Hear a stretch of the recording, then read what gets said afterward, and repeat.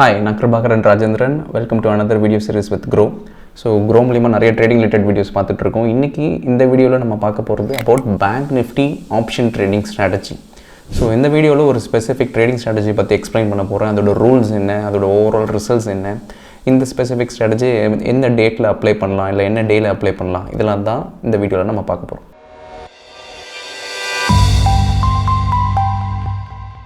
So speciality of இந்த strategy என்னென்னா, நம்ம மோஸ்ட் ஆஃப் த ஆப்ஷன் செல்லர்ஸ்க்கு பிரச்சனையே என்னென்னா, மார்க்கெட் ஒரு சைடட் டைரெக்ஷனில் போகுது, மேலே போகுதோ இல்லை கீழே போகுதோ இல்லை ஒன் சைடட் மூவ்மெண்ட்டில் போகுதுன்னா எப்படியா இருந்தாலும் தே மேக் ப்ராஃபிட்ஸ். ஏன்னா ஏதாவது ஒன் சைடட் டைரெக்ஷனில் மூவ்மெண்ட் ஆகும்போது இன்னொரு சைடு டீகே ஆகும், ப்ராஃபிட் வந்துடும். பட் நிறைய ஆப்ஷன் செல்லர்ஸ்க்கு பிரச்சனையே என்னென்னா, சடனாக ஒரு ஸ்பைக் வரும், மார்க்கெட் இப்படி ட்ரேட் ஆகிட்டே இருக்கும், சடனாக ஒரு ஸ்பைக் வரும், ஸ்டாப் லாஸ் ஹிட் ஆகும் காலில், இல்லை சடனாக டவுன் சைட் ஸ்பைக் வரும், put option stop loss hit ஆகும். அப்படி இல்லைனா மார்க்கெட் மார்னிங் மேலே போகும், திருப்பி ஆஃப்டர்நூன் கீழே வரும், இல்லை திருப்பி மார்னிங் மேலே, இந்த மாதிரி அப் அண்ட் டவுன் ஒரு ரோலர் கோஸ்டர் ரைட் மாதிரி இருக்குது. இல்லைனா ஜிக்ஸாகாக இருக்குது, இன்வெர்டட் ஏ ஷேப், எம் ஷேப், இந்த மாதிரி மல்டிபிள் ஒரு ப்ரைஸ் டைரக்ஷன் இல்லாமல் ஒரு நாள் மார்க்கெட் ட்ரேட் ஆகுதுன்னா அன்றைக்கி most of the option sellers will lose money. ஏன்னா அவங்க ஸ்டாப் லாஸ் ஹிட் ஆகிட்டே இருக்கும். இது ஒரு பெரிய ப்ராப்ளம். ஸோ அதனால் இந்த ஒரு ஸ்பெசிஃபிக் ட்ரேடிங் ஸ்ட்ராட்டஜியை க்ரியேட் பண்ணதே என்னென்னா, மார்க்கெட் ஜிக்ஸாகாக போனால் கூட இந்த particular strategy will be in profits. So ஒரு மார்க்கெட் டைரெக்ஷனாக போகாமல் மேக்ஸிமம் பார்த்தீங்கன்னா மார்க்கெட் 70% ஆஃப் த டைம் பெருசாக ட்ரெண்ட் ஆகாது, வித்தின் ஒரு ஃபியூ ரேஞ்ச்குள்ளே தான் ட்ரேட் ஆகும். ஸோ அந்த ரேஞ்ச்குள்ளே பெரிய மூவ்மெண்ட் அந்த அப் சைடு இல்லை டவுன் சைடும் இல்லாமல் ஜிக்ஸாகாக ட்ரேட் ஆகிட்டு இருந்ததுன்னா அதை எப்படி கேபிட்டலைஸ் பண்ணி நம்ம ஒரு ட்ரேடிங் ஸ்ட்ராட்டஜி க்ரியேட் பண்ணி அதில் ப்ராஃபிட் எடுக்கலாம் அப்படின்றது தான் இந்த வீடியோவில் பார்க்க போகிறோம். ஸோ இந்த பர்டிகுலர் ட்ரேடிங் ஸ்ட்ராட்டஜியோட பேர் த rolling ஸ்ட்ராடல். So which is nothing but நம்ம ஒரு ஷார்ட் ஸ்ட்ராடலில் தான் க்ரியேட் பண்ண போகிறோம். பட் அதிலேருந்து மார்க்கெட் மூவ்மெண்ட்டுக்கு ஏற்ற மாதிரி நம்ம அந்த ஸ்ட்ராடலில் ரோல் பண்ணிகிட்டே போவோம். ஸோ அதுதான் இந்த ட்ரேடிங் ஸ்ட்ராட்டஜியோட கான்செப்ட். நான் ஒரு எக்ஸாம்பிளோட இன் டீட்டெயில் அந்த ரூல் எக்ஸ்பிளைன் பண்ணும்போது உங்களுக்கு இன்னும் நல்லாவே புரியும். So rules of the strategy என்னென்னா, ஃபர்ஸ்ட் அண்ட் ஃபார்மோஸ்ட் திங் நம்ம யூஸ் பண்ண போகிற instrument BankNifty. So BankNifty weekly options use பண்ண போகிறோம். அண்ட் சூஸ் பண்ண போகிற ஸ்ட்ரைக் பார்த்தீங்கன்னா at the money call option and at the money put option. And நம்ம என்டர் பண்ண போகிற டைம் பார்த்தீங்கன்னா 9:20. ஸோ 9:20க்கு என்டர் ஆகிட்டு 3:20க்கு எக்ஸிட் பண்ணிவிடும். இதுதான் entry time. And exit time பார்த்தீங்கன்னா 3:20. ஸ்டாப் லாஸ் யூஸ் பண்ண போகிறது பார்த்தீங்கன்னா 0.4% ஆன் த அண்டர்லைங். ஸோ எப்போவுமே நம்ம ஆப்ஷன் ப்ரீமியம் 100 rupeesக்கு ஷார்ட் பண்ணுறோன்னா அந்த 100 rupees ப்ரீமியம்க்கு தான் நம்ம ஸ்டாப் லாஸ் வைப்போம். பட் இந்த ஸ்ட்ராட்டஜியில் நம்ம என்ன பண்ண போகிறோம்னா, ப்ரீமியமில் ஸ்டாப் லாஸ் வைக்காமல் அண்டர்லைனில் ஸ்டாப் லாஸ் வைக்க போகிறோம், which is BankNifty. So BankNifty எப்போ 0.4% மூவ் ஆகுதோ அப்போ நம்ம இந்த at the money call option at the money put option short பண்ணோம் இல்லையா, அது ரெண்டுத்தையுமே நம்ம க்ளோஸ் பண்ணிவிடுவோம். ஸோ தட் மார்க்கெட் மூவ்மெண்ட் இருக்குது, 0.4%க்கு மேலே மூவ்மெண்ட் இருக்குன்னா என்ன ஆகுதுன்னா அந்த டைமில் வந்து மார்க்கெட் மேபி ஒரு டைரக்ஷன் மூவ்மெண்ட் போகலாம் அப்படின்னு அர்த்தம். அதனால் எப்போ இந்த அண்டர்லைங் 0.4% மூவ் ஆகுதோ அப்போ நம்ம ஷார்ட் பண்ணியிருக்க பொசிஷன்ஸை ஸ்கொயர் ஆஃப் பண்ணிவிட்டு திருப்பி ரீஇனிஷியேட் பண்ணுவோம் அதே ஸ்ட்ராட்டஜியில். அந்த டைமில் என்ன பர்டிகுலர் டைமில் ஒரு லெவலில் ட்ரேட் ஆகிட்டு இருக்கும் மார்க்கெட், அந்த டைமில் என்ன at the money call option at the money put option பார்த்துட்டு அந்த டைமில் நம்ம இன்னொரு ஸ்ட்ராட்டஜி க்ரியேட் பண்ணுவோம். ஸோ அதுதான் ரூல்ஸ். ஸோ பேசிக் ரூல்ஸ் என்னென்னா, நம்ம ஷார்ட் ஸ்ட்ராட்டஜி க்ரியேட் பண்ண போகிறோம். பட் எப்பப்பெல்லாம் 0.4% மூவ்மெண்ட் நடக்குதோ BankNifty ஸ்பாட்டில் அப்போ நம்ம இருக்கிற பொசிஷனை க்ளோஸ் பண்ணிவிட்டு இன்னொரு ஸ்ட்ராட்டஜியில் க்ரியேட் பண்ணுவோம். ஸோ ஃபார் அன் எக்ஸாம்பிள் நீங்கள் இந்த எக்ஸாம்பிளை கன்சிடர் பண்ணுங்கள். ஃபர்ஸ்ட்டு BankNifty பார்த்தீங்கன்னா 40,000 லெவலில் இருக்குதுன்னு வச்சுப்போம். ஸோ நம்ம 9:20க்கு மார்க்கெட் என்டர் ஆகும்போது BankNiftyயோட ஸ்பாட் ப்ரைஸ் பார்க்குறோம். ஸ்பாட் ப்ரைஸ் பார்த்தா அது 40,000 லெவலில் இருக்குது. ஸோ அஸ் பர் ரூல்ஸ் நம்ம at the money call option at the money put ஆப்ஷனை ஷார்ட் பண்ணணும். ஸோ அப்படின்னா என்ன அர்த்தம், 40,000 BankNiftyயில் இருக்குன்னா 40,000 காலையும் 40,000 புட்டையும் ஷார்ட் பண்ணணும். வாட் எவர் ப்ரைஸ் 300 400 என்ன ப்ரைஸ் வேணால் இருக்கட்டும், அது ரெண்டுத்தையும் நீங்கள் ஷார்ட் பண்ணுறீங்க. ஷார்ட் பண்ணதுக்கப்புறமா நீங்கள் ஷார்ட் பண்ண ப்ரைஸில் அந்த ஆப்ஷன்ஸ் ப்ரீமியமில் ஸ்டாப் லாஸ் போட போகிறதில்ல. நம்மளோட ஸ்டாப் லாஸ் எங்கன்னா BankNifty 40,000 லெவலுன்னு பார்த்தோம் இல்லையா. ஸோ 9:20க்கு BankNifty 40,000 லெவலில் இருக்குது. 40,000லேருந்து 0.4% ஆன் த அப் சைட் இல்லை 0.4% on the down side move ஆச்சுன்னா இந்த பொசிஷனை க்ளோஸ் பண்ண போகிறோம். 0.4% is nothing but 160 points. So 0.4% of BankNifty spot price which is 40,000. So 40,000லேருந்து BankNifty எப்போ 0.4% மூவ் ஆகுது, அந்த 160 பாயிண்ட்ஸ் எப்போ மூவ் ஆகுதுன்னு பாருங்கள். அந்த அப் சைட் ஆர் அந்த டவுன் சைட் எப்போ மூவ் ஆகுதோ அப்போ நம்ம க்ளோஸ் பண்ணிடுவோம். So for an example from 40,000 level if BankNifty goes to 40,160 மேலே போச்சோ, இல்லைனா கீழே டவுன் சைடில் 39,840, இதுதான் levels, upside level and downside level. as long as BankNifty இந்த லெவலுக்குள்ளே ட்ரேட் ஆகிட்டு இருக்க வரைக்கும் நம்மளோட ஸ்டாப் லாஸ் ஹிட் ஆகாது, ஆப்ஷன்ஸ் டீக் ஆயிரும், நமக்கு ஓவரால் ப்ராஃபிட்டில் முடிஞ்சிடும். இன்கேஸ் இது இந்த லெவலுக்கு மேலே போகுதோ இல்லை இந்த லெவலுக்கு கீழே வருதோ 40,160 இல்லைனா 39,840 அதுதான் 0.4% லெவல். எப்போ இந்த லெவலில் ப்ரீச் ஆகுதோ அப்போ நம்ம ஷார்ட் பண்ணியிருக்கிற at the money call option and at the money put option which is nothing but 40,000 call option 40,000 put ஆப்ஷனை ஸ்கொயர் ஆஃப் பண்ணிவிடுவோம். ஸ்கொயர் ஆஃப் ஆல் அப்படின்னா என்ன அர்த்தம், ரெண்டு லெக்கையுமே ஸ்கொயர் ஆஃப் பண்ணிவிடுவோம். பண்ணிவிட்டு புதுசாக நம்ம இன்னொரு ஸ்ட்ராடல் க்ரியேட் பண்ணுவோம். ஸோ புதுசாக இன்னொரு ஸ்ட்ராடல் எப்படி க்ரியேட் பண்ணுவோன்னா சேம் அதே 40,160க்கு போயிடுச்சுன்னு வச்சுப்போமே, மார்க்கெட் மேலே போகுது 40,000லேருந்து 40,160 போகுது. ஸோ நம்ம பொசிஷனை க்ளோஸ் பண்ணிடுவோம். இப்போ புதுசாக ஒரு ஸ்ட்ராடலை க்ரியேட் பண்ணுவோம். ஸோ 40,160 அப்படி இருக்குன்னா அப்போ at the money call option put option என்னென்னு பார்த்தீங்கன்னா 40,200 கால் ஆப்ஷன் 40,200 புட் ஆப்ஷன் அதுதான் அட் த மணி லெவல்ஸாக மாறிடும். ஸோ இப்போ நம்ம என்ன பண்ணுவோம், இந்த 40,200 காலம் புட்டையும் ஷார்ட் பண்ணதுக்கப்புறம் சேம் 0.4% ஸ்டாப் லாஸ் வெயிட் பண்ணுவோம் மார்க்கெட். ஓகே 40,160லேருந்து மார்க்கெட் இன்னும் ஃபர்தராக 0.4% மேலேயோ இல்லை கீழேயோ போச்சுன்னா அப்போ இந்த பொசிஷனை க்ளோஸ் பண்ணிவிடுவோம். அதுதான் ரூல்ஸ். ஸோ அஸ் பர் இந்த ரூல்ஸ் படி 40,160லேருந்து மார்க்கெட் இன்கேஸ் 40,320க்கு போயிடுச்சுன்னா இல்லைனா 40,000 லெவலுக்கு போயிடுச்சுன்னா அப்போது நம்ம பொசிஷனை க்ளோஸ் பண்ணிவிடுவோம். இதுதான் ரூல்ஸ். ஸோ எப்போவுமே நம்ம மேக்ஸிமம் என்ன பண்ண போகிறோம்னா ஸ்ட்ராடல் ஃபஸ்ட்டு இனிஷியேட் பண்ணுறோம். 0.4% வந்து underlying which is bank Nifty spot ப்ரைஸை தான் மானிட்டர் பண்ண போகிறோம். எப்போ ஸ்பாட் ப்ரைஸ் இந்த மாதிரி 0.4% மூவ் ஆகுதோ அப்போ நம்ம க்ரியேட் பண்ண ஷார்ட் ஸ்ட்ராடலில் க்ளோஸ் பண்ணிடுவோம், புது ஷார்ட் ஸ்ட்ராடலில் க்ரியேட் பண்ணுவோம். அதுதான் ரூல்ஸ். ஸோ அந்த ரூல்ஸ் படி நம்ம ஸ்ட்ராட்டஜியை ரன் பண்ணோன்னா இதுதான் overall returns. So for an example from 2017 to till date பார்த்தீங்கன்னா from running this bank nifty strategy 4.7 lakhs profit வந்திருக்கு and 35,000 overall maximum drawdown. And அதே மாதிரி மேக்ஸிமம் ட்ராடவுன் டேஸ் பார்த்தீங்கன்னா 118 days அண்ட் ஓவராலாக எக்ஸ்பெக்டன்சி பார்த்தீங்கன்னா 0.28% அண்ட் வின்னிங் அக்யூரசி பார்த்தீங்கன்னா 60% and ஓவராலாக average profit per trade பார்த்தீங்கன்னா 330 rupees. So every single day இந்த ஸ்ட்ராட்டஜியை நம்ம ரன் பண்ணியிருந்தோம்னா இதுதான் ஓவரால் ப்ராஃபிட் நமக்கு வந்திருக்கும். அண்ட் டே வைஸ் ஓவராலாக ப்ராஃபிட்ஸ் பார்த்தீங்கன்னா இதுதான் ஓவராலாக day wise from Monday to Friday, Monday Tuesday Wednesday Thursday Friday ஓவராலாக ப்ராஃபிட்ஸ் பார்த்தீங்கன்னா இதில் தான் வந்திருக்கும். அண்ட் நீங்கள் பார்க்கும் போதே தெரியுது first straddle, second straddle, third, fourth, fifth, sixth straddle நம்ம வச்சுருக்கோம் இல்லையா, விச் இஸ் நத்திங் பட் முதல்ல 920க்கு நம்ம ஸ்ட்ராடலில் க்ரியேட் பண்ணுறோம்.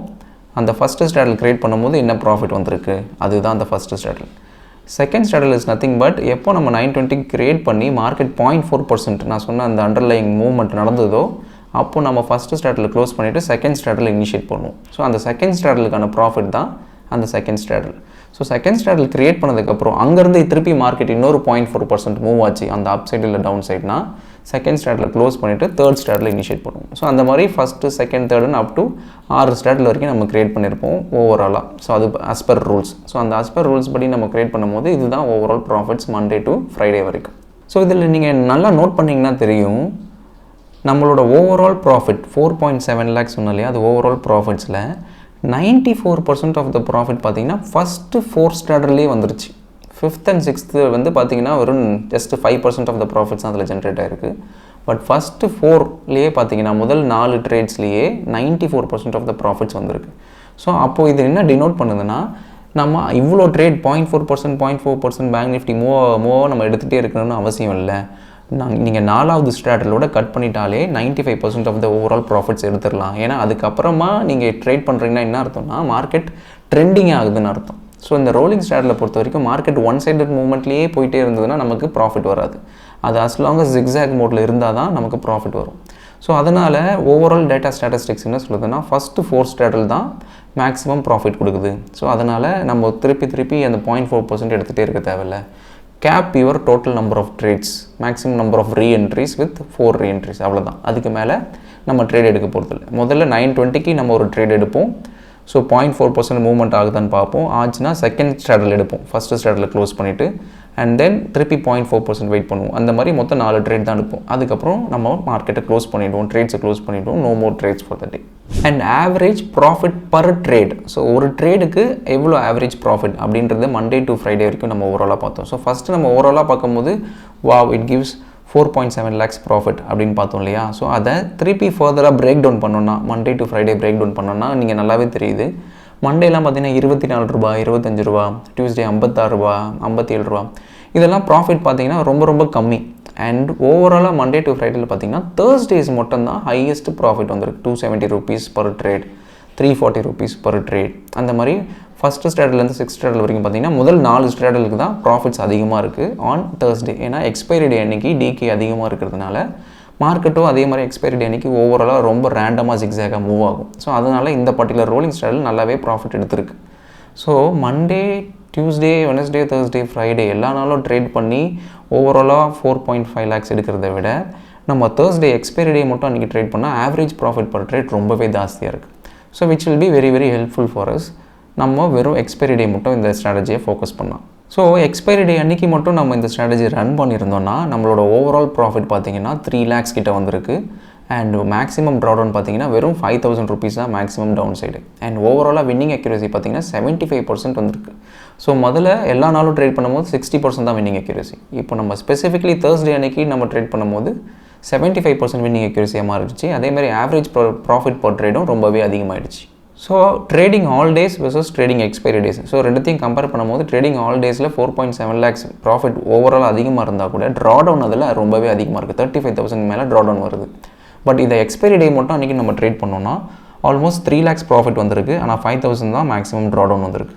அதேமாதிரி வின்னிங் அக்யூரசியும் எக்ஸ்பைரி டே அன்றைக்கி மட்டும் ட்ரேட் பண்ணும்போது அதிகமாகுது. அண்ட் ஓவராலாக மேக்ஸிமம் ட்ராடவுன் டேஸ் பார்த்திங்கன்னா 118 days, 118 நாள் ட்ராடவுனில் இருப்போம். ட்ராடவுன்னா நம்ம ப்ராஃபிட்டே எடுத்துருக்க மாட்டோம் 118 நாள்.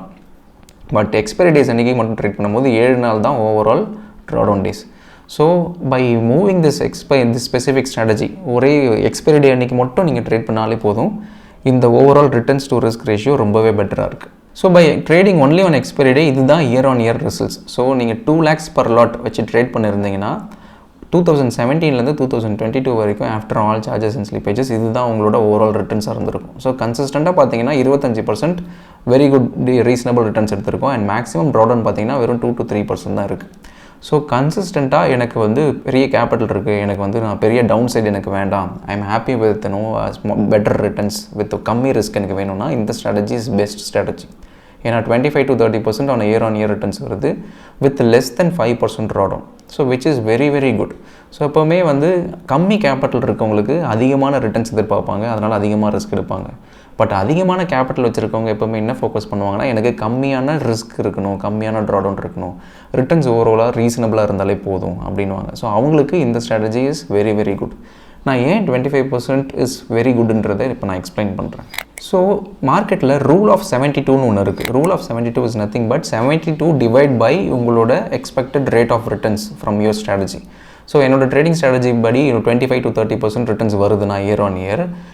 With every 2.5 years I can double my capital. So இப்போ நான் வந்து நான் ஒரு 10 lakhs வச்சு இப்போ நான் ட்ரேட் பண்ணுறேன்னா நான் இதே 25% ரிட்டர்ன்ஸில் 30% ரிட்டர்ன்ஸ் எடுத்தால் போதும் வித் எவ்ரி 2.5 years. ஸோ இப்போ நான் ஒரு 10 lakhs வச்சுருக்கேன்னா அடுத்த 2.5 yearsல அந்த 10 lakhs 20 lakhs ஆயிரும். ஸோ அந்த 20 lakhs வச்சு நான் திருப்பி ட்ரேட் பண்ணேன்னா அதுக்கு அடுத்த 2.5 yearsல அந்த 20 lakhs பார்த்தா 40 lakhs ஆகும். ஏன்னா அந்த 25% கன்சிஸ்டன்ட் ரிட்டர்ன்ஸ் நம்ம எடுக்கிறோம் இல்லையா, அந்த ரிட்டர்ன்ஸே போதும். ஸோ கம்மி ரிட்டர்ன்ஸ் தான் மேட்டர். ஸோ நீங்கள் வந்து எனக்கு 50%, 60%, 100%லாம் மேட்டர் இல்லை, எவ்வளோ % ரிட்டர்ன்ஸ் எடுக்கிறோம் வித் எவ்வளோ ரிஸ்க். இந்த விஷயத்தில் இந்த ஸ்ட்ராட்டஜியை பொறுத்த வரைக்கும் பார்த்தீங்கன்னா 25% ரிட்டர்ன்ஸ் வருது. பட் ஆனால் ரிஸ்க் பார்த்தீங்கன்னா வெறும் 5% தான். ஸோ வித் 72 ரூல் படி பார்த்தீங்கன்னா it just takes 2.5 years to double your capital. But இதே அமௌண்ட்டை நீங்கள் எஃப்டியில் போட்டிருந்தீங்கன்னா விச் கிவ்ஸ் யூ 5% or 6%, அப்போ பார்த்தீங்கன்னா it takes more than 11 years to 12 years to double your capital. இதுதான் FD versus trading strategy results. So உங்களோட ஓவரால் ட்ரேடிங் ஸ்ட்ராட்டஜியை பொறுத்த வரைக்கும் நீங்கள் 25 to 30% ஃபோக்கஸ் பண்ணாலே போதும். Every 2.5 years you can double your capital. And அதே மாதிரி நிறைய பேர் கேட்பாங்க லைக் எப்படி எனக்கு இந்த லாஸ் இல்லாமல் ஒரு ட்ரேடிங் ஸ்ட்ராட்டஜி எப்படி கிரியேட் பண்ணுறது, இந்த லாஸை எப்படி அவாய்ட் பண்ணுறதுன்னு. லாஸை அவாய்ட் பண்ணவே முடியாது. வித் ரெஸ்பெக்ட் டு ட்ரேடிங் லாஸை நம்ம அக்செப்ட் பண்ணால் மட்டும் தான் ப்ராஃபிட்டே வரும். ஸோ நான் எப்போவுமே சொல்லுவேன், if you want to avoid drawdown, stop trading. Drawdowns is very very part of this business. அதை நம்ம அவாய்டே பண்ண முடியாது. We just have to accept it. So only thing நம்மக்கிட்ட கண்ட்ரோல் என்ன இருக்குன்னா ரிஸ்க் தான் நம்மக்கிட்ட கண்ட்ரோல் இருக்குது. ஸோ அந்த ரிஸ்க்கை எந்த அளவுக்கு கண்ட்ரோல் பண்ணுறோன்றது தான் மேட்டர். ஸோ நம்ம முன்னாடியே சொன்ன மாதிரி இந்த ட்ரேடிங் ஸ்ட்ராட்டஜி பார்த்தீங்கன்னா ஓவரால் ரிஸ்க்கே 3% to 5% தான் மேக்ஸிமமே.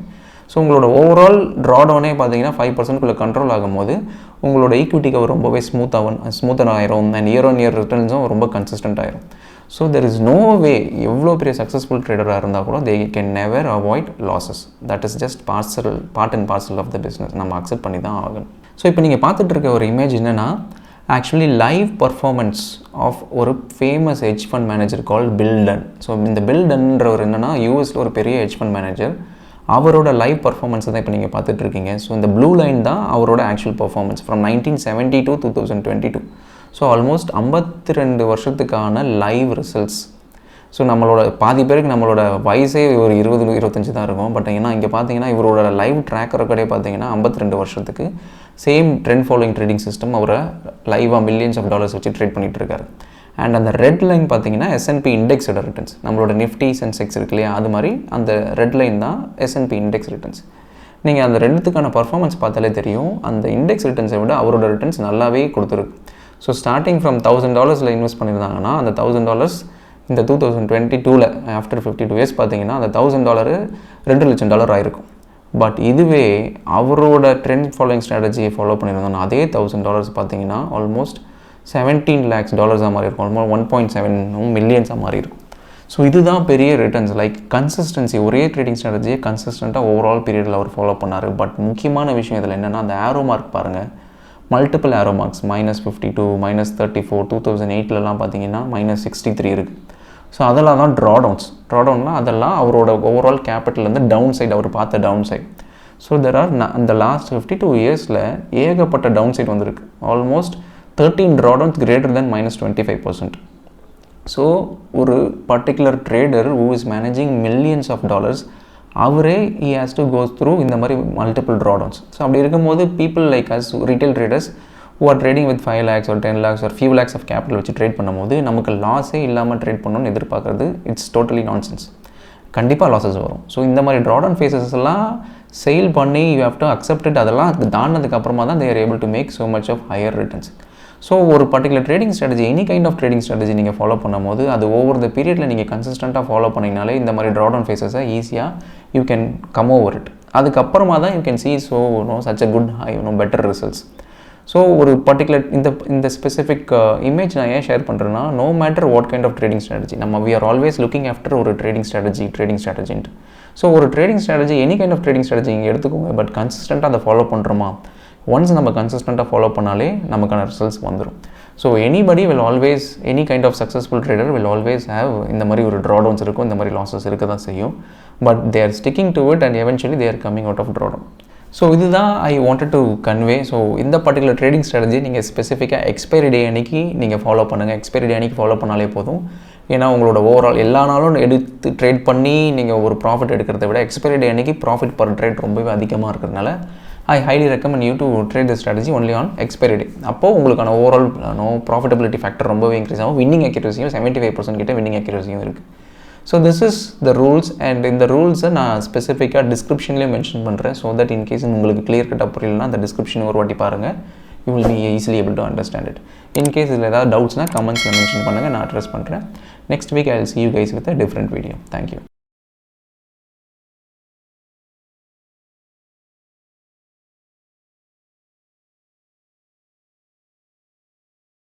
Investment in securities market are subject to market risks. Read all the related documents carefully before investing. Please read the risk disclosure documents carefully before investing in equity shares, derivatives, mutual fund, and or other instruments traded on the stock exchanges.